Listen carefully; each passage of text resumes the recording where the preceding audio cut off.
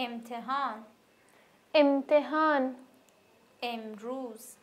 आज بستن बंद करना بسته बंद डिब्बा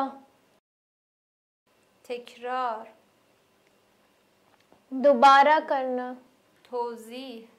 तोज़ीह توضیح دادن वजाहत करना دوشنبه पीर دیر देर زود जल्दी سوال सवाल سوال کردن सवाल पूछना شروع शुरुआत صفحه सफ़ा فردا कल گفتن बोलना گوش कान متن मतन نشستن बैठना یک شنبه इतवार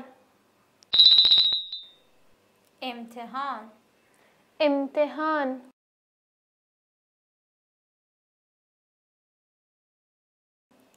امروز आज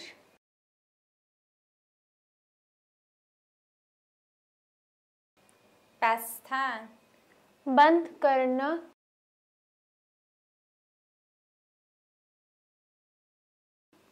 بسته बंद डिब्बा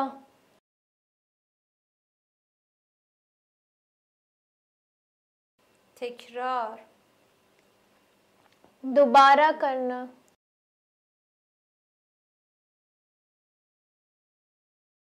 توضیح तोज़ीह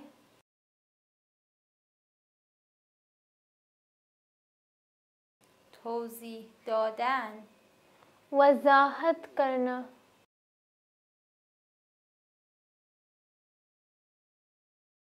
دوشنبه पीर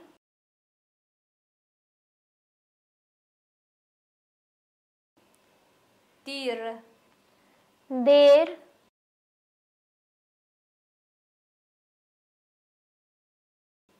زود जल्दी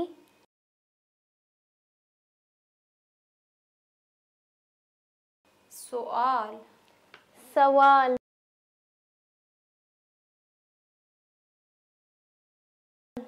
سوال کردن सवाल पूछना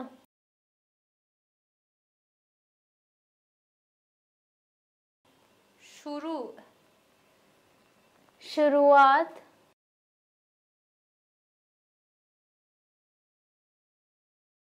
صفحه सफ़ा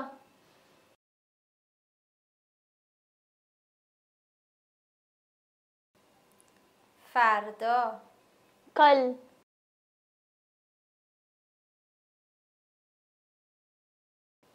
گفتن बोलना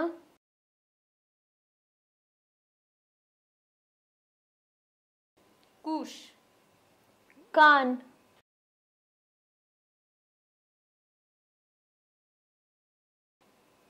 متن मतन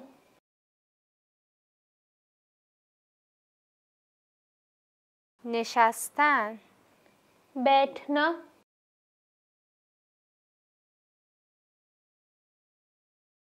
یک شنبه इतवार